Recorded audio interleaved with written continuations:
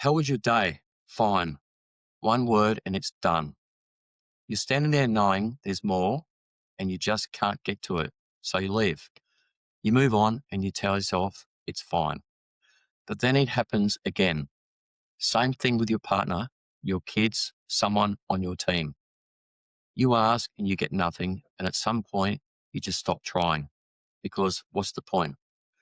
For a long time, I thought that was just how some people were.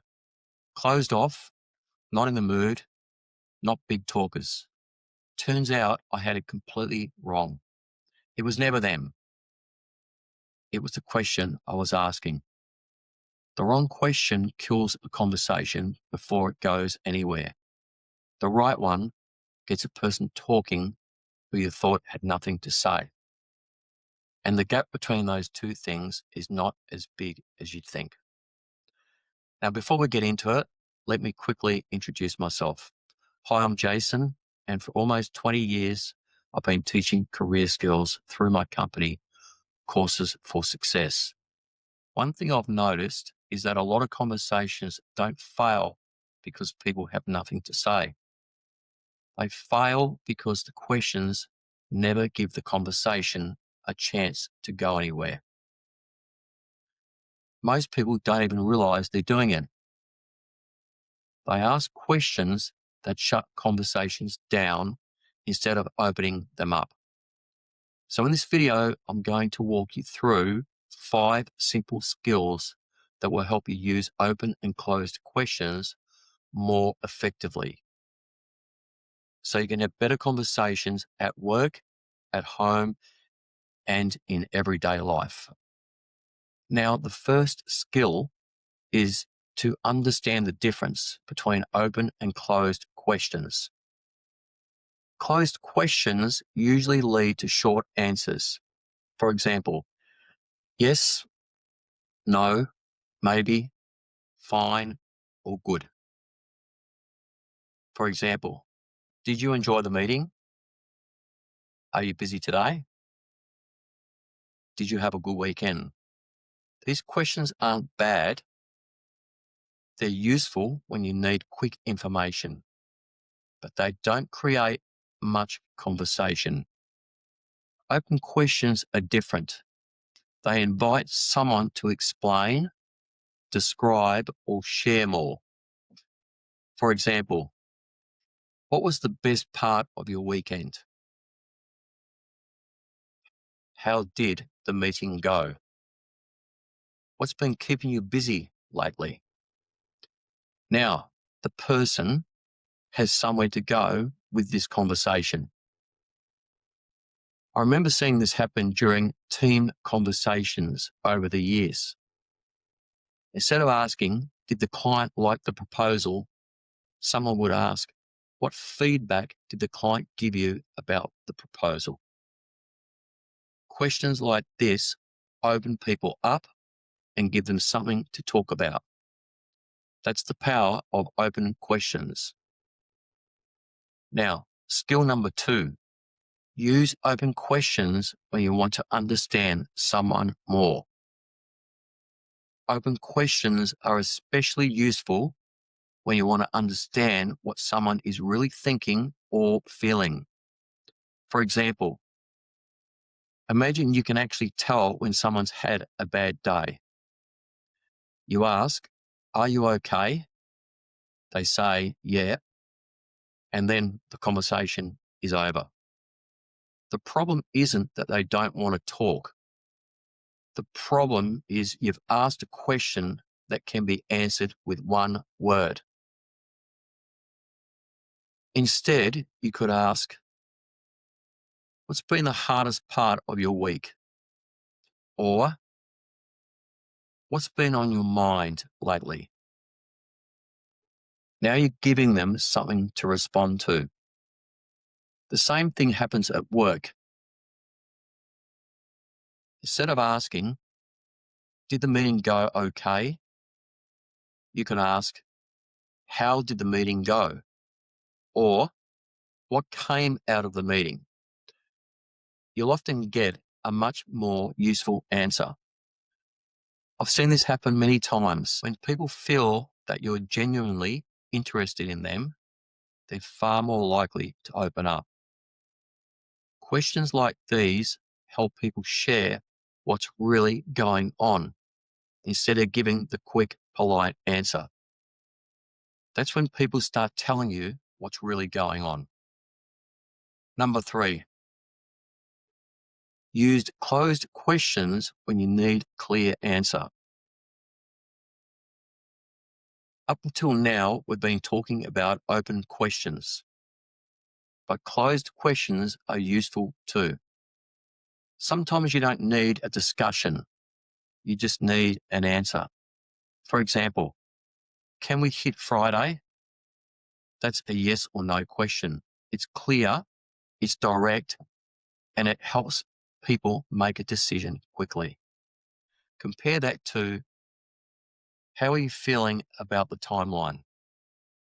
Now you're likely to get much longer answer. Sometimes that's exactly what you want.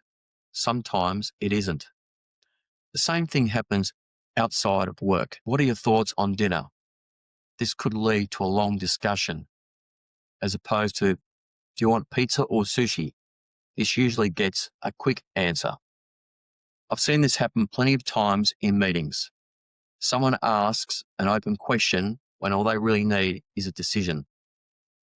The conversation goes around in circles and everyone leaves less clear than when they started. A closed question can save everyone a lot of time. Skill number 4, open first and then narrow. One mistake people often make is asking the specific question too early. They start with a closed question and they get a short answer. And then the conversation dies. A better approach is to start with an open question and then narrow things down later.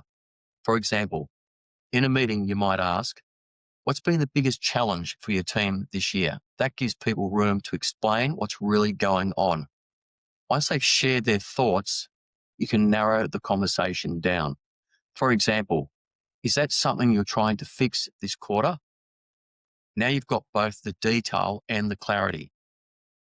I've noticed the same thing in everyday conversations. Instead of asking, how was school? You could ask, what was the most interesting thing that happened today? Or, what made you laugh today? People tend to give much fuller answers. And once the conversation is flowing, it's much easier to ask more specific questions. Open questions help start the conversation. Closed questions help bring focus to it. Used together, they're a powerful combination. Skill number 5, avoid leading questions. This is a big one. Sometimes a question sounds open, but it isn't really. The answer has already been built into the question. For example, do you think we should go with option A? Wouldn't it make more sense to do it this way? You're okay with that, right? These sound like questions, but they're really suggestions disguised as questions. And when people hear them, they often feel pushed towards a particular answer. I've seen this happen many times. Someone asks for feedback, but the question makes it obvious what answer they're hoping to hear. As a result, people stop sharing what they really think.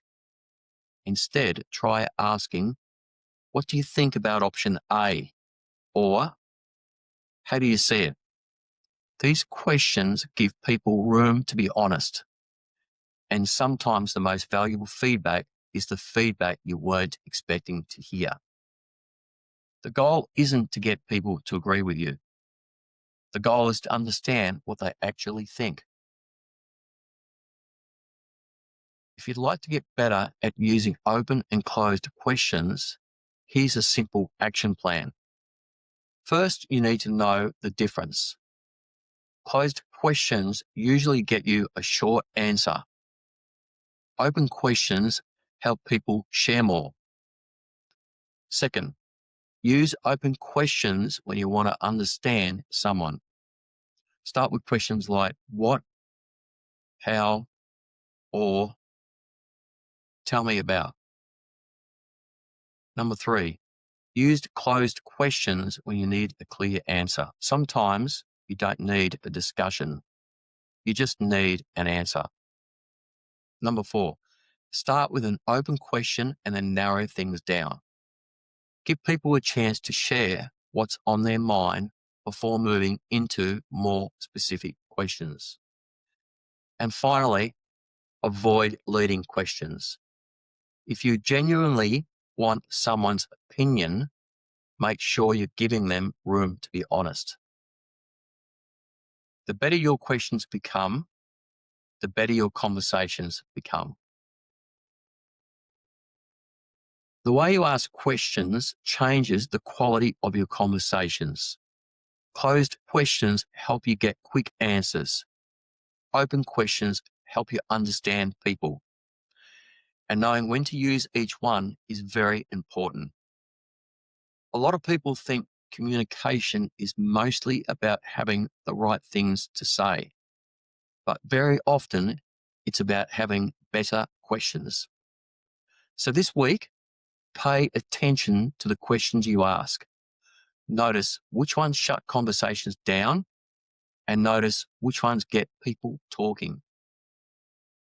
If you found this video helpful, please give it a thumbs up and subscribe to my channel. And if you'd like to keep improving beyond the videos, I've also included some free content in the links below. Thanks for watching, and I'll see you in the next video.